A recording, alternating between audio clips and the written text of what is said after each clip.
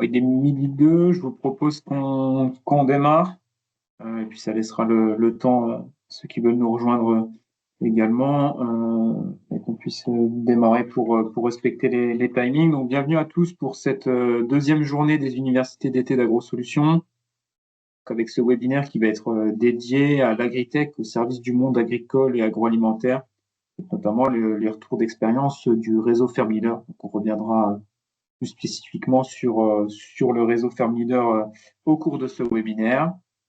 Euh, donc, euh, vas-y Mathilde, si tu peux passer. Donc, et puis je te laisse te présenter aussi Oui, bonjour à également. tous. Du coup, je vais faire ce webinaire avec Mickaël. Et du coup, moi, c'est Mathilde Gauvet. Je suis chef de projet chez Ferme Leader et sur les différents projets autour de l'innovation et de l'agritech. Et du coup, Mickaël Poursolo. Donc, bonjour à tous. Je suis à la fois manager innovation chez AgroSolutions et je m'occupe de Ferme Leader. Donc, on aura l'occasion de revenir très vite en début de présentation sur le réseau, puis de faire un petit tour d'horizon sur tout ce qui concerne l'agritech. Donc, vraiment, première présentation de l'écosystème agritech français et des spécificités de cet écosystème. On reviendra après plus en détail sur l'intégration du réseau Ferme Leader dans cet écosystème agritech et finalement quel est le positionnement de Ferme Leader par rapport à cet écosystème et ce que ça permet de faire euh, Ferme Leader et ce qui nous permettra de conclure ensuite euh, en fin de session. Donc il y a les visites, enfin juste j'en profite pour passer deux petits messages en guise d'introduction également. C'est que les webinaires seront revisionnables en replay à partir de la semaine prochaine. Et puis il y aura, enfin voilà, c'est comme la partie 4 l'indique, il y aura bien une session de questions en fin de webinaire. Donc n'hésitez pas à poser vos questions dans le chat tout au long de la présentation, tout au long du webinaire, et puis on tâchera d'y répondre du mieux possible en fin de session.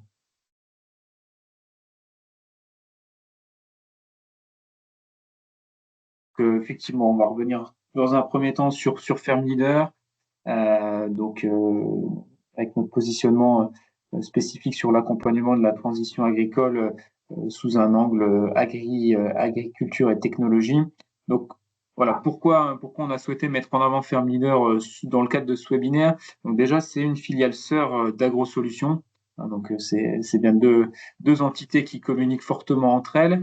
Ferme Leader a été créé en 2017 par InVivo, donc c'était la volonté de l'union InVivo, donc qui est une union de coopératives, environ 200 coopératives, c'est à peu près la moitié des agriculteurs français.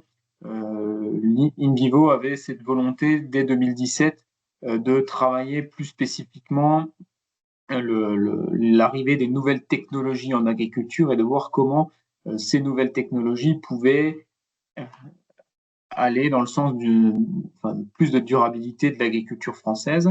C'est pour ça que ce réseau a été mis en place. Donc, Ferme Leader, c'est bien un réseau de 30 coopératives dédiées à l'innovation agricole. Et quand on dit 30 coopératives, c'est également les agriculteurs adhérents de ces coopératives qui font partie pleinement du réseau. Pour également citer comme faisant partie du réseau les autres métiers du groupe InVivo.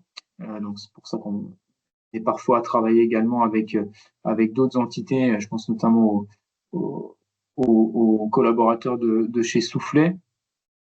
Et donc, les objectifs, donc ça va bien être les objectifs de Ferme Leader, ça va être vraiment d'identifier, de qualifier, de promouvoir les innovations agricoles qui doivent être adaptées aux besoins des agriculteurs français. C'est pas juste tester de la technologie pour tester, mais vraiment que ça puisse répondre à un besoin et à des attentes de la part des agriculteurs. Donc 60 projets, un peu enfin, plus de 60 projets ont été menés par Ferme Leader sur le volet techno depuis 2019. On a notamment, on peut s'appuyer pour le déploiement de ces projets, on y reviendra un peu plus tard dans la présentation. C'est vrai qu'il y a une plateforme d'essai au sein d'InVivo qui s'appelle OpenField, donc qui est un laboratoire à ciel ouvert sur lequel Ferme Leader est en capacité de tester certaines technologies, faire une première validation de terrain de ces technos, voilà, que ce soit plutôt sur la partie grande culture sur OpenField, mais comme on peut le voir avec les différentes coopératives qui sont présentées, le réseau est bien multifilière, à la fois grande culture, des cultures pérennes ou cultures maraîchères. Puis donc c'est une petite équipe de 6 personnes qui interagit forcément avec l'ensemble des métiers du groupe InVivo.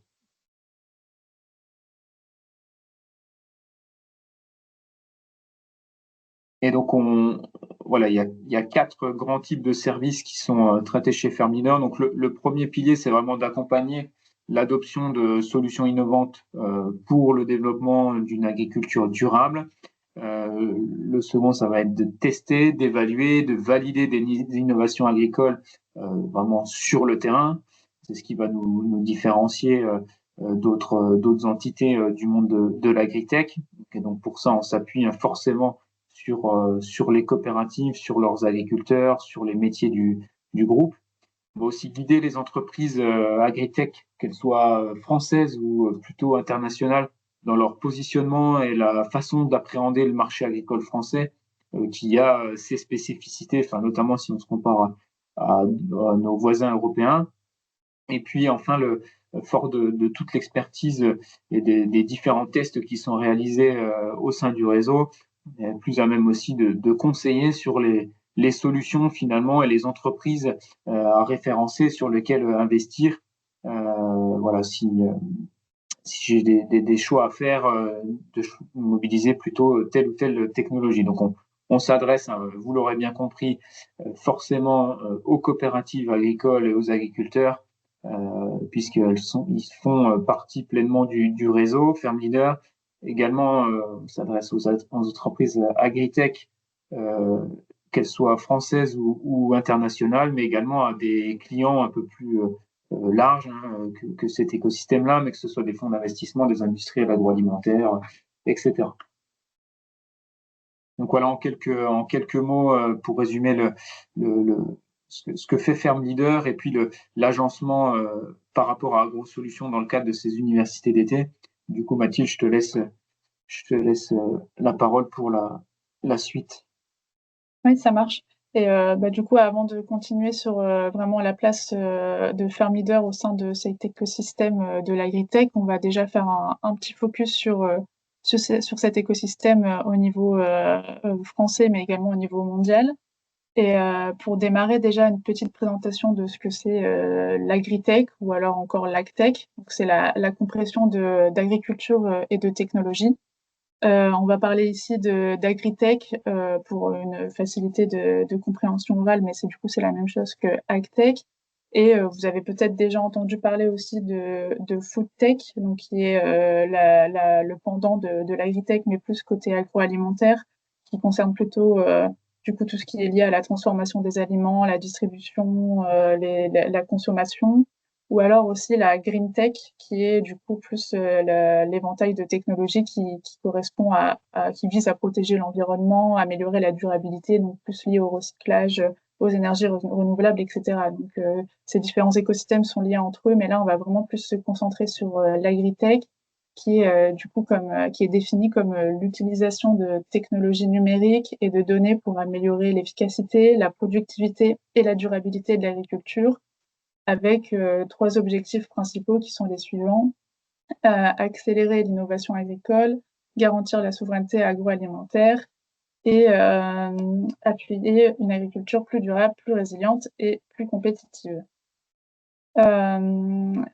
Du coup, pour continuer ce petit tour d'horizon, on vous propose un petit panorama du marché mondial et national de l'agritech, pour que vous puissiez avoir des points de comparaison. Donc, au niveau mondial, on a 50% des levées de fonds mondiales vraiment liées à l'agritech qui sont réalisées par les États-Unis, avec comme exemple principaux de grandes boîtes que vous avez peut-être déjà entendu parler, qui s'appelle Indigo Agriculture, qui fait de l'enrobage de semences à base de microbes, pardon. et qui ont également une plateforme numérique qui aide les agriculteurs à optimiser leurs pratiques. Et Plenty, qui était une start-up d'agriculture verticale, indoor, qui font de l'hydroponie, un peu tout ça, et qui ont levé l'année dernière des centaines de millions de dollars. L'autre grosse partie du marché est prise par le marché asiatique qui représente pareil l'autre grosse majorité des levées de fonds mondiales avec comme principaux acteurs la Chine et l'Inde. Et donc au niveau européen, on est à un marché plus restreint, on va dire, avec on représente seulement 10% des levées de fonds mondiales. Et la France est considérée comme un des leaders au niveau européen. Et donc, qu'est-ce que ça donne au niveau des chiffres? En France, on a donc 215 startups et entreprises françaises qui sont référencées dans le domaine de l'agritech et de la foodtech. Et en 2023, il y a eu une levée de fonds des startups françaises de 490 millions d'euros.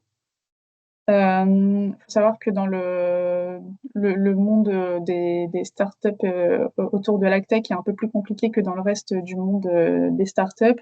Forcément, le domaine, le marché agricole est un peu plus difficile. On a des temps de développement des innovations qui sont plus longs. Généralement, on doit pouvoir tester des innovations sur 3 cycles de récolte pour pouvoir avoir une innovation qui est testée et approuvée. On a aussi du coup un marché agricole qui est réparti en plusieurs filières, donc qui démultiplie un peu les cibles. Et on a aussi un client final qui reste l'agriculteur principalement et du coup qui a peu de moyens.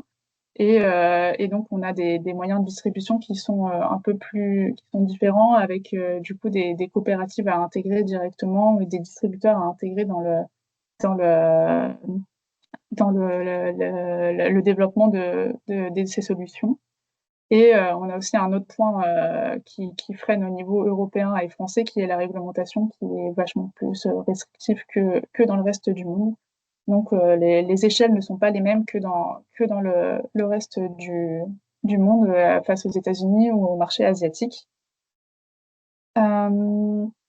Euh, pour contrer justement tous ces leviers et ces freins qui nous impactent au niveau européen. Il y a des initiatives de soutien qui ont été mises en place par le gouvernement français, notamment avec le plan France 2030 qui a été lancé en octobre 2021, qui est un plan global, mais avec un des objectifs qui est de soutenir la troisième révolution agricole. Et donc ça représente une enveloppe de 2,3 milliards d'euros et la création de 5 fonds d'investissement qui vont chacun avoir une capacité de 200 millions d'euros chacun et qui vont vraiment être destinés à financer des startups de l'agritech. Et un des axes de ce plan France 2030 lié à l'agritech, c'est le programme French Tech 2030, qui a été lancé du coup en octobre 2021 aussi, et qui vise chaque année à avoir une promotion de start-up. Et à la fin, on a, par exemple, en 2023, 21 entreprises qui ont été lauréates et qui font partie maintenant de la French Agritech. On a également aussi une force sur le marché agritech français qui est la force d'un écosystème qui est déjà bien structuré, notamment avec la ferme digitale. La ferme digitale, c'est quoi? C'est du coup un collectif qui a été créé en 2016 par 5 startups du secteur agritech et qui a connu une rapide croissance parce que maintenant, ça regroupe plus de 150 entreprises et startups de l'agritech et de la foodtech. Et vraiment avec comme objectif de favoriser les échanges, de présenter les dernières innovations et de faire discuter toutes ces entreprises. Et ils ont un événement annuel qui permet du coup de rassembler ces différents acteurs qui s'appelle le LFD et qui fonctionne bien chaque année. Et du coup, on vous a mis aussi, plus pour illustrer nos propos, quelques entreprises françaises qui sont bien connues en France et au niveau européen également, donc avec des entreprises de robotique agricole, de sondes météo connectées, des biostimulants, plateformes collaboratives. Donc, vous avez peut-être déjà entendu parler de ces différents acteurs. Pour parler plus concrètement, du coup, on a plusieurs secteurs d'intervention dans l'agritech qui répond aux différents besoins de l'agriculture. Donc déjà, on a l'augmentation de la productivité, donc qui a pour objectif d'optimiser les rendements des cultures, d'améliorer l'efficacité des opérations agricoles, que ce soit via des drones, des capteurs, l'intelligence artificielle. Il y a la gestion des ressources naturelles, donc que ce soit l'eau, les engrais, les pesticides, donc avec comme objectif de gérer plus efficacement ces ressources pour réduire les coûts et l'impact environnemental, donc via des outils de gestion de précision, par exemple. On a la surveillance et l'analyse de données, donc pour connaître en temps réel les conditions du sol, la croissance des cultures, les conditions météo. Donc comme ça, les agriculteurs ont accès à toutes ces données et peuvent prendre leurs décisions dans les meilleures conditions. Et tout ça via des capteurs ou des systèmes de surveillance. Il y a la thématique de la réduction des pertes et du coup de la limitation de la pollution, donc en réduisant les pertes liées aux maladies, aux parasites ou encore aux conditions climatiques. On a du coup une adaptation aux aléas climatiques et aux changements climatiques, donc avec des technologies qui sont maintenant connectées, qui s'adaptent aux conditions climatiques et qui permettent d'avoir des prévisions de plus en plus précises sur ces conditions. Et enfin, un petit point sur la durabilité avec du coup cette même optimisation des ressources, de la réduction des déchets pour continuer à rendre l'agriculture plus durable et respectueuse de l'environnement, qui est un des objectifs principaux aussi de, euh, de l'agritech. Et du coup, où ça en est actuellement sur le marché français, donc les agriculteurs ont déjà pas mal adopté toutes ces technologies et ces innovations. Sur les 824 000 agriculteurs français, 81% utilisent déjà quotidiennement Internet dans le cadre de leur profession. Trois quarts possèdent au moins un outil robotisé et 50% utilisent des systèmes GPS qui permettent d'améliorer la précision de leurs travaux. Donc, c'est des innovations qui arrivent sur le marché et qui commencent à toucher de plus en plus d'agriculteurs. Et hop.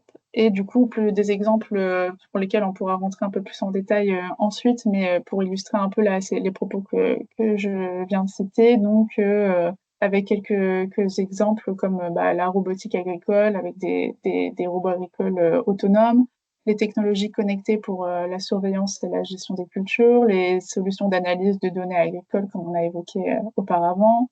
Il y a aussi des plateformes de commerce électronique agricole qui fonctionnent bien, des technologies qui permettent donc de gérer les différentes ressources, notamment la gestion de l'eau et l'élevage industriel d'insectes, donc avec la startup Insect qui commence à bien se répandre sur le marché français et mondial.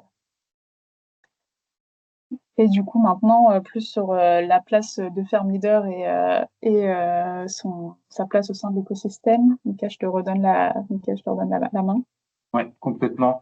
Effectivement, du coup, il s'agira d'essayer de regarder un peu plus spécifiquement en quoi Ferme Leader interagit dans cet écosystème et puis finalement ce que la plus-value de Ferme Leader dans cet écosystème. Donc, je te laisse peut-être passer sur la slide d'après.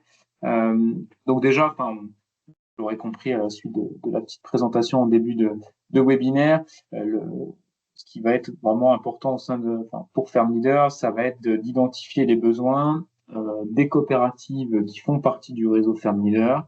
Donc, quand on dit besoins et attentes, on pense, voilà, quelles sont les thématiques sur lesquelles les coopératives souhaitent travailler, ont des problématiques, des verrous à lever sur lesquels l'agritech peut finalement être un moyen de lever ces verrous.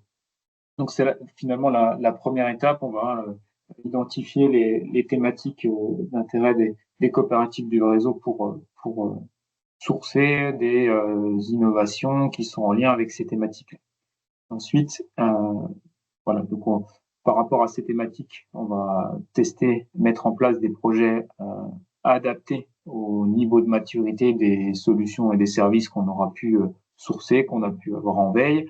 Donc là, on s'adresse principalement à des entreprises du monde de l'agritech qui proposent des solutions, enfin qu'elles soient françaises ou qu'elles soient plutôt internationales. Donc Mathilde en parlait, donc les entreprises qui font partie de la ferme digitale, mais finalement sur certaines problématiques données, les solutions, les technos viennent aussi de l'étranger. Donc, il faut surtout pas s'interdire d'aller regarder des technologies à l'international et de les amener ensuite, en tout cas d'essayer de les transposer sur notre marché français. Et puis, en dernier point, donc, une fois qu'on a, voilà, par l'expérience des solutions testées, de la multiplicité des solutions testées, on est en capacité finalement sur une thématique donnée, sur un segment donné, de conseiller, enfin, de conseiller dans le choix des innovations les plus pertinentes, enfin, voilà, de sélectionner finalement plutôt telle solution dans un contexte donné plutôt qu'une autre, et d'orienter, enfin, voilà, les fonds d'investissement sur les investissements qui sont en capacité de faire, ou des industriels agroalimentaires qui souhaiteraient, voilà, faciliter la remontée de données sur un indicateur spécifique, enfin, par exemple de biodiversité. Donc, on est en capacité, avec l'expertise et l'expérience accumulée, de flécher plutôt telle ou telle solution dans les capteurs qu'on aurait pu avoir en évaluation. Et donc, du coup, si on rentre plus spécifiquement, vas-y Mathilde. Oui, c'est ça. Donc, du coup, comment on fait pour récupérer tous ces besoins et les attentes des coopératives? Donc, comme on l'a dit, Ferme Leader, c'est un réseau de 30 coopératives. On a également quelques agriculteurs indépendants qui nous connaissent via le bouche à oreille ou les réseaux sociaux, qui nous contactent quand ils sont intéressés par certains projets. Et du coup, sur ces 30 coopératives, on a 25 coopératives avec lesquelles on a un échange assez régulier, que ce soit via des échanges lors de nos copies techniques. On a aussi un responsable réseau qui se déplace chez les coopératives une fois par an pour échanger sur l'année écoulée, les projets qui ont été faits ensemble et les attentes qu'ils ont pour l'année d'après. Et du coup, ça nous permet d'avoir un réseau de coopératives qui est assez large, avec des filières et des contextes pédoclimatiques différentes et des attentes différentes, donc, et notamment sur plusieurs filières. Donc, nous, on est surtout principalement pour le moment sur grande culture et culture pérenne. Et donc, ça nous a permis de classifier un peu ces thématiques en fonction des priorités du terrain et des attentes qu'a notre réseau. Et donc là, on vous a mis un petit nuage de mots des thématiques qui ressortent, avec du coup gestion de l'eau et santé des sols comme thématiques prioritaires, puis protection des cultures, gestion des productions et carbone, et enfin les autres thématiques. Je ne rentre pas tout de suite dans le détail, là, je vais plus rentrer dans le détail maintenant. Et du coup, on vous propose d'illustrer un peu ces propos avec du coup les réalités terrain. Donc là, vous pouvez trouver un tableau avec qui reprend ces thématiques d'intérêt. La priorité de la thématique pour nous, notre réseau et ce qui nous ont fait remonter. Des exemples d'innovation, soit qu'on a pu tester au cours des dernières années, soit qui sont demandés par le terrain et pour lesquels on fait de la veille. Et notre expertise sur la maturité du marché en France, donc qui est sur une note sur 5, et du coup avec comme échelle une note de 1 qui correspond à une innovation qui est soit peu développée, soit pour l'instant qui existe mais qui est peu utilisée sur le terrain parce que pas forcément adaptée, ou alors la note de 5 sur 5 qui dans ce cas-là est une innovation qui est développée, qui existe et qui est adaptée aux besoins du terrain qui du coup l'utilise.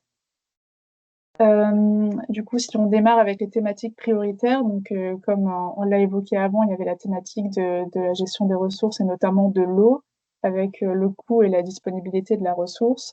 Nous, ce qu'on a pu tester au cours des dernières années, du coup, c'est les différentes sondes capacitives, de la modulation intraparcellaire ou encore de la gestion de l'irrigation sur l'exploitation.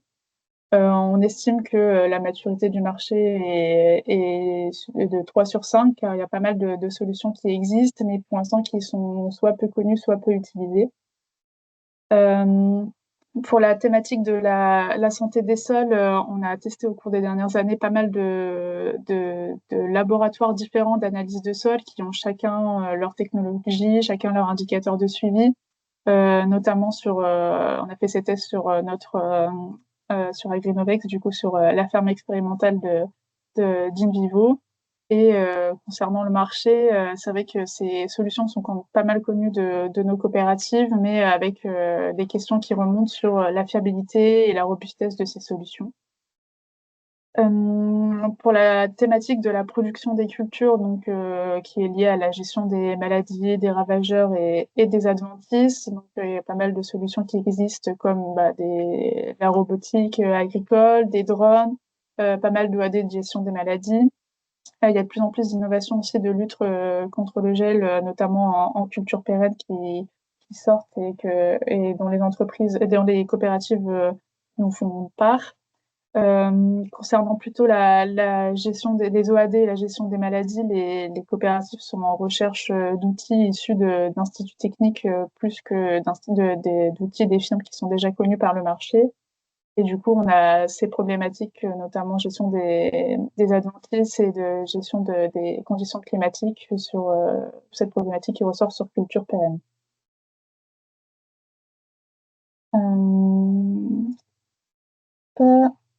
Pour les autres thématiques, donc on passe là, il nous reste deux thématiques secondaires. Donc il y a la gestion des productions, avec des innovations qui sont plus liées à la robotique de récolte ou alors à la gestion du stockage. Pour l'instant, c'est des innovations qui n'ont pas encore été trop testées de notre côté, ou alors on n'a pas eu trop de retour des coopératives, mais du coup, on sait qu'il y a sur le marché des solutions existent, mais qui sont pour l'instant peu adaptées ou alors peu connues. Au niveau de la thématique du carbone, il y a pas mal d'innovations, donc comme l'agriculture de précision qui a pour argument la réduction des émissions de gaz à effet de serre, ou alors les pratiques qui permettent de favoriser la séquestration du carbone.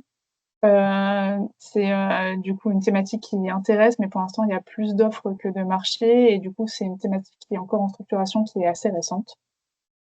Au niveau de la gestion de l'exploitation, donc les coopératives sont à la recherche d'outils qui permettent de gérer les coûts et de suivre la main-d'œuvre. Donc on a mis en évidence deux sous-catégories, pardon, avec notamment la traçabilité, qui là a des solutions qui existent et qui sont déjà déployées à grande échelle, mais par contre avec une grosse problématique de la gestion des charges et de la main-d'œuvre, qui est un des freins au niveau des exploitations agricoles, avec peu d'outils qui existent pour le moment pour appuyer sur cette thématique. Au niveau de la fertilisation, du coup, au niveau des innovations, c'est pas mal d'OAD de gestion de fertilisation, et il y a pas mal de solutions qui sont déjà déployées sur le terrain à grande échelle, notamment en grande culture, mais on nous a remonté pas mal de besoins spécifiques pour les cultures pérennes et notamment la gestion des prairies. Et Et pour les dernières thématiques qui sont les moins prioritaires, nous, pour le terrain, mais qui, du coup, ressortent pour certaines il y a notamment la biodiversité, pour lequel nous, on a pas mal de projets et d'innovations. Donc, on a pu faire du suivi via des ruchers connectés, ou également des capteurs qui permettent de monitorer l'activité des auxiliaires dans les champs. Et du coup, là, pour le marché, on a quelques solutions qui existent, mais pour l'instant, c'est non prioritaire, et pour les coopératives et pour les agriculteurs, donc qui restent plus en phase d'essai. Au niveau de la thématique des biostimulants, il y a de nombreux biostimulants sur le marché, pas mal de tests qui ont été réalisés sur ces différents biostimulants qui intéressent le terrain, qui sont à la recherche de, de la perle rare. Donc c'est un marché qui est en croissance, mais pour l'instant qui manque de preuves techniques. Au niveau de la valorisation des data, du coup, on est plus sur des innovations liées à des plateformes d'analyse de données qui permettent du coup d'optimiser les rendements, de réduire les coûts, de planifier les interventions, enfin de la logistique et de la récupération de résultats pour l'agriculteur. Et pour l'instant, des solutions existent, mais il manque d'interopérabilité entre tous les outils qui existent et toutes les plateformes. Et enfin, dernière thématique, du coup, qui est le machinisme, avec pareil des innovations qui permettent l'interconnexion entre les machines et les outils de suivi. Et ça, pour le coup, le marché est en constante évolution, est bien déployé sur le marché et bien connu par le terrain. Et du coup, comment ça se passe au sein de Ferme Leader pour adapter ces différents projets? Une fois on a bien compris ces thématiques, on a 3 offres différentes qui permettent d'orienter nos projets. Donc, on a tout d'abord une approche marché qui est orientée plus pour les entreprises qui cherchent à affiner leur stratégie de commercialisation, la compréhension du marché français ou les attentes du marché français. Ça se passe généralement on propose soit des ateliers en ligne ou des ateliers sur le terrain avec la cible, la future cible, donc, ou avec les distributeurs ou les cibles concernées. Donc, si tu veux rajouter Ouais, bah, effectivement, peut-être qu'on peut illustrer un peu, enfin, euh, un exemple de positionnement marché d'une start-up belge qui propose, enfin, voilà, une gamme de biostimulants qui cherchait à, voilà, pénétrer le marché français. Donc, effectivement, on l'a accompagné dans, dans le positionnement au mieux, on va dire, de sa gamme de biostimulants sur le marché français, puis surtout de bien identifier avec lui les freins, qu'ils soient réglementaires. C'est quand même quelques verrous à lever avant de pouvoir s'implanter sur le marché. Et puis également une approche marché pour le positionner au mieux en termes de distribution agricole. On a quand même un modèle français qui est spécifique par rapport à nos pays voisins. Donc, enfin, il n'était pas tout à fait au clair justement sur les spécificités pardon, de la distribution agricole française. Donc, l'objectif, c'était bien une approche marché, de le positionner au mieux sur, euh, sur le marché français justement.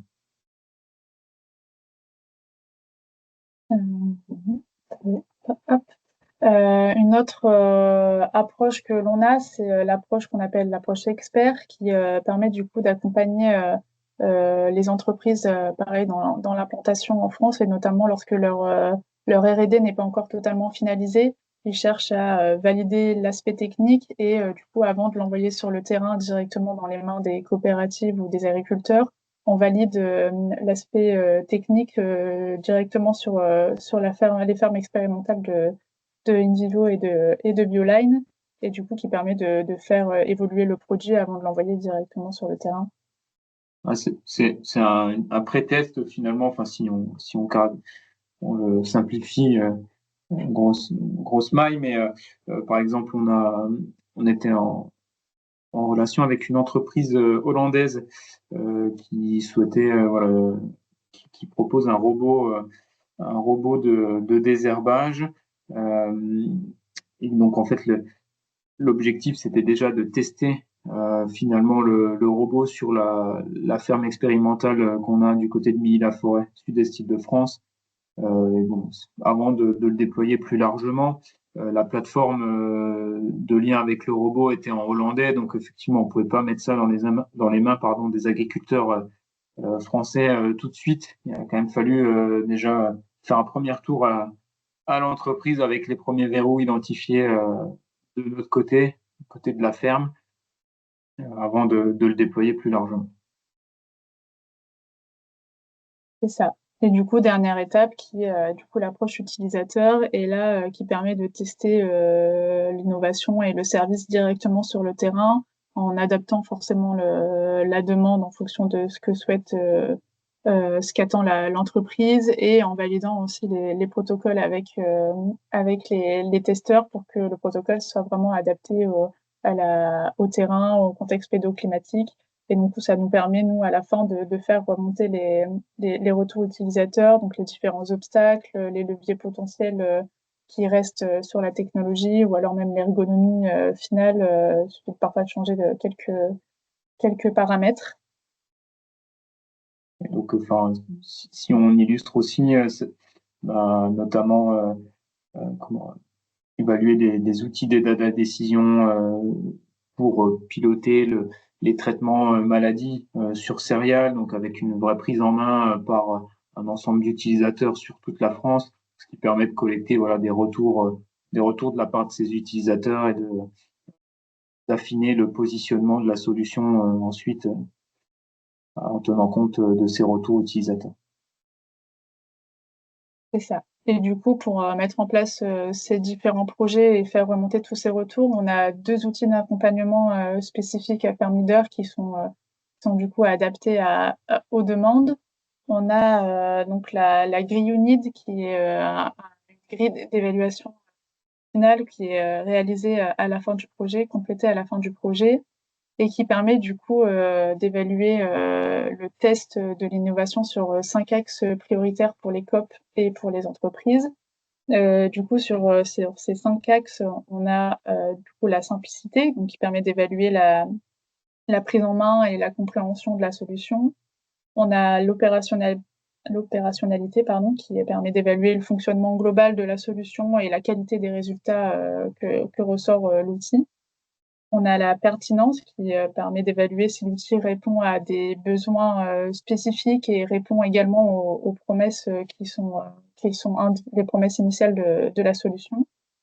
On a l'axe utilité qui permet d'évaluer la valeur vraiment ajoutée de l'outil, des diagnostics, des résultats qui sont générés par la solution par rapport à ce qui existe déjà sur le marché, mais également la pertinence des fonctionnalités. Et enfin, l'axe important aussi qui est la rentabilité, donc qui permet d'évaluer si l'outil améliore la rentabilité de l'exploitation agricole et a un bon rapport qualité-prix. Donc, c'est des grilles qui sont co-construites avec l'entreprise, adaptées à chaque projet et qui, du coup, permettent de faire remonter les points des coopératives sur ces différents axes. Et du coup, on a également le scorecard, donc qui est un outil d'évaluation multicritères, mais plus là sur les entreprises qui existent déjà sur le marché et qui du coup permet d'analyser et de comparer les différentes solutions qui existent, donc selon leur maturité, leur attractivité sur le terrain, la capacité de déploiement à grande échelle de l'innovation et la stabilité financière et structurelle de l'entreprise qui propose cette solution. Et du coup, si on rentre plus en détail sur ces outils, hop, donc là, on vous propose un exemple d'évaluation qu'on ressort à la fin d'un projet. Donc là, c'était un projet d'évaluation de solutions de fertilité des sols qui avait été testé sur la ferme expérimentale Agrinovex. Donc en fait, on rappelle toujours les conditions spécifiques de l'essai qui parfois sont amenées à être modifiées pendant l'année parce que plein de raisons différentes, soit sur la ferme expérimentale, soit en fonction des conditions météo de l'année. On ressort du coup une note globale, donc c'est 5 axes. On demande toujours de donner une note sur 5 sur chaque axe qu'on a vu précédemment. Et donc on a une note globale qui permet de noter la solution. Et enfin, pour chaque axe, on a du coup des rubriques qui sont adaptées. C'est ces rubriques-là qu'on dit qui sont vraiment adaptées au terrain et adaptées aux besoins que l'entreprise souhaite analyser. Et donc, toutes ces différentes rubriques sont elles-mêmes notées entre elles. Et à la fin, du coup, on donne à l'entreprise les conclusions finales de ses retours utilisateurs et des recommandations qui sont faites par le terrain et qui permet du coup d'analyser encore plus d'améliorer encore plus la R&D, de la finaliser ou alors d'adapter la solution à un marché différent ou de discuter ensemble des prochains tests qui peuvent être réalisés pour continuer d'évoluer sur ces innovations. Et du coup, là, plus sur le scorecard et sur l'aspect benchmark. Oui, tout à fait.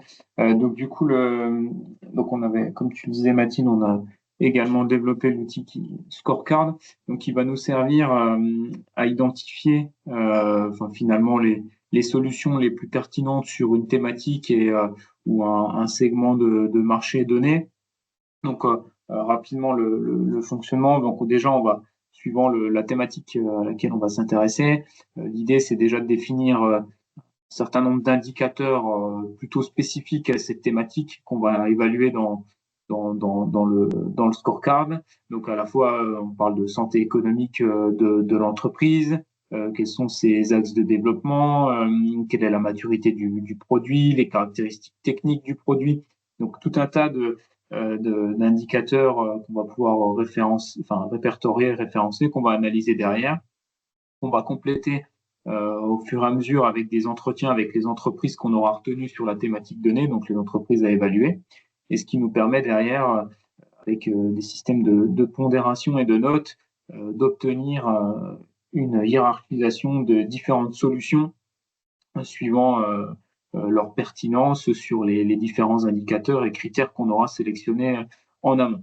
Ce qui fait que, donc, comme vous le voyez sur la partie de droite, ce qui nous permet de réaliser finalement à la fois avec des entretiens avec les entreprises, mais aussi l'expertise qu'on a sur l'ensemble des projets qui ont pu être menés depuis l'existence de Firm Leader, ce qui nous permet de faire des benchmarks de solutions et sur un créneau donné, identifier là les solutions les plus pertinentes pour une entreprise, parce que c'était le cas là sur l'exemple qu'on a à l'écran, un industriel agroalimentaire qui souhaitait comment évaluer dans le cadre d'un cahier des charges de production, faciliter la remontée de données par télédétection de certains critères agronomiques.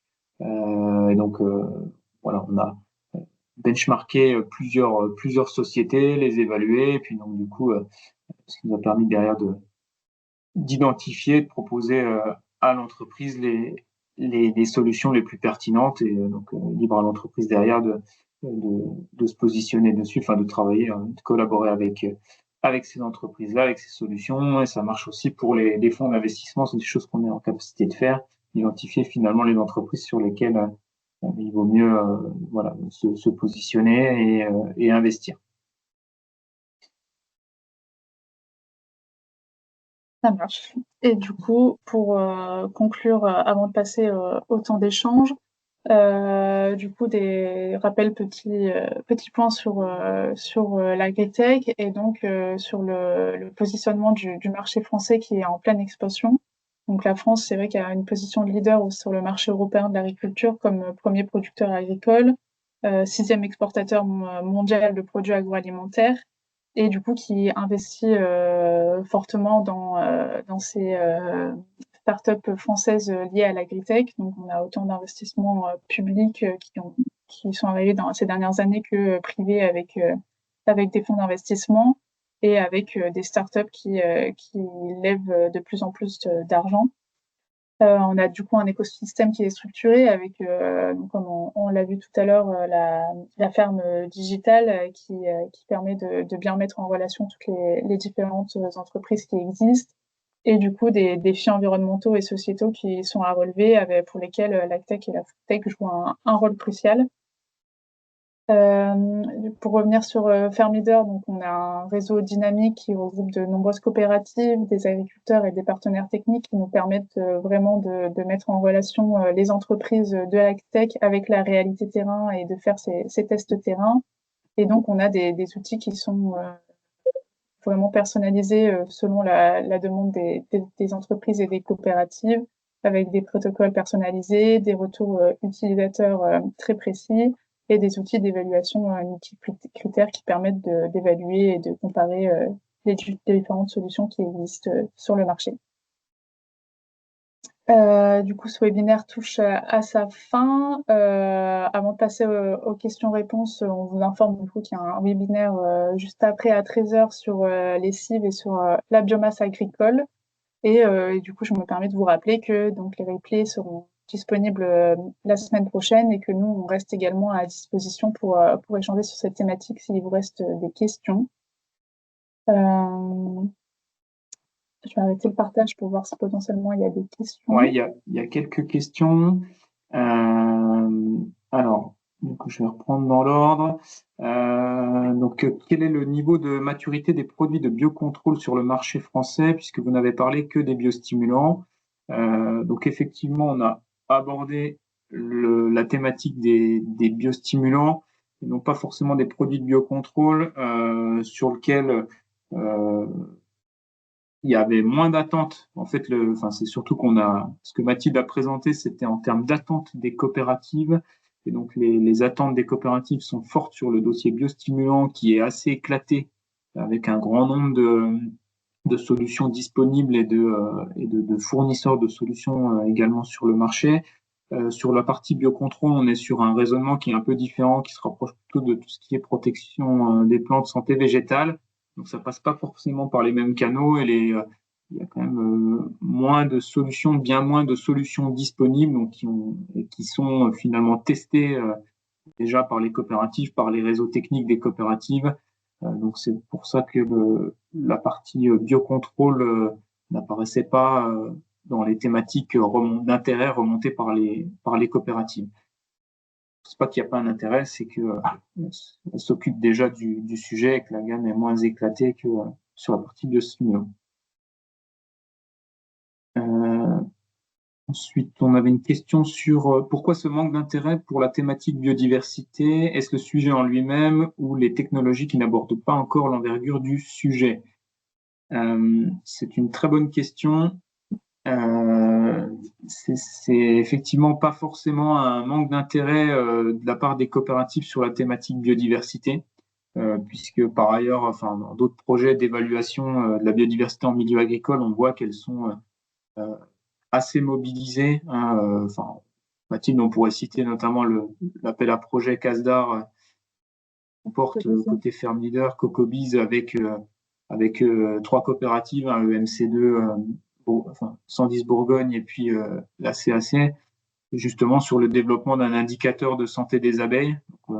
C'est une thématique qui est assez prégnante. C'est plutôt le volet technologie où il y a déjà eu pas mal de tests de fait et pas forcément de technologie disruptive enfin, suffisamment pertinente à date, où notamment le souci enfin, de la fiabilité des comptages des capteurs ou encore le prix sont des freins à l'adoption de ces technos, plutôt que la question a déjà pas mal été abordée pour des 5 dernières années, donc elle est moins prioritaire que d'autres sujets à date. On met ça comme ça. Et après, qu'est-ce qu'il y avait d'autre? Y a-t-il une date de fin à ce programme Ferme Leader? Pas à date. On continue d'accompagner les entreprises et les coopératives sur le sujet de l'agritech et c'est pas prévu à date qu'il y ait une fin sur le programme. Une petite question juste dessus aussi. Oui, ouais, effectivement. Parmi les 3 types de services que vous proposez, lesquels faites-vous le plus, le moins et pourquoi? Très bonne question. Donc, entre l'approche marché, l'approche expert ou l'approche utilisateur, en fait, c'est plutôt, enfin, c'est plutôt bien réparti en termes de projets. Ça va surtout dépendre des cibles, de nos cibles, enfin des gens qui viennent vers nous, des entreprises qui viennent vers nous. On a pas mal d'entreprises, hein, finalement. Les entreprises internationales sont plutôt sur des approches marché pour justement bien comprendre quels sont les tenants, les aboutissants du marché français, et comment s'intégrer au mieux au sein de ce marché-là. Donc, enfin, ce qui est moins le cas hein, pour les entreprises françaises qui ont déjà par ailleurs plutôt de bonnes connaissances, façon d'appréhender le marché. Sur les approches experts, on est plutôt sur des entreprises nationales et internationales. Enfin, il n'y a pas de distinguo. Et les approches utilisateurs, peut-être plutôt des entreprises françaises qui souhaitent aller plus loin finalement dans le déploiement de leur offre et dans la visibilité qu'elles peuvent avoir en termes de déploiement. Donc, passe par une approche utilisateur pour voilà, se confronter peut-être un peu plus aux réalités du terrain et avoir des retours sur leurs solutions. Enfin, je pense notamment à Abellio, hein, qui était passé chez Ferme Leader. Donc, plutôt justement pour voir l'ergonomie de sa plateforme et la retravailler dans la foulée. Donc, c'est plutôt bien réparti. Ça va dépendre surtout des cibles qui viennent vers nous. Et est-ce que des agriculteurs peuvent candidater ou il faut que la coopérative soit recensée? C'est une très bonne question également. Donc, on passe de manière préférentielle, on va dire, par les 30 coopératives du réseau. On travaille également avec des agriculteurs, enfin, on qualifie j'allais dire indépendants, mais c'est des agriculteurs qui sont pas forcément dans des coopératives, des négoces affiliés à Ferme Leader, enfin dont la coopérative n'est pas forcément dans le réseau. Donc c'est possible également. Il n'y a pas de Parfois par le bouche à oreille aussi voilà. de connaissances. Et en fait, on a une base de données sur laquelle on envoie une newsletter qui permet de tenir informé des projets qui sont en cours ou alors des projets qui vont arriver et pour lesquels on a besoin de testeurs. Et dans ce cas-là, les agriculteurs nous répondent. Après, du coup, pour l'instant, cette base de données, elle est pas, enfin, on cherche à, du coup, améliorer notre communication là-dessus pour que des agriculteurs qui soient intéressés puissent s'inscrire eux-mêmes à notre newsletter plutôt que là, avoir la base de données des agriculteurs qui sont présents depuis un moment dans le réseau, quoi. Donc, pour pouvoir agrandir un peu. Et après, est-ce qu'il y a des conditions particulières pour adhérer? Pas vraiment. Pour être motivé, intéressé par les Volonté innovations. de tester des technos et de remonter du retour utilisateur derrière, enfin d'être impliqué dans une démarche de réseau collaboratif, quoi. Voilà, c'est les conditions. Souvent les technos elles sont mises à disposition, enfin par les entreprises. Donc c'est des démarches. Voilà, il faut y investir un petit peu de temps. Mm. Il n'y a pas de conditions tarifaires à l'entrée. Non. Bah, écoutez, en tout cas, s'il y a d'autres questions, n'hésitez pas à nous solliciter directement. Et puis, bah, j'espère que cela vous a plu, vous a apporté d'autres perspectives. Et puis, on va clôturer cette session en vous remerciant. Merci pour votre participation et puis à très vite. Merci à tous. Bonne journée. Au revoir.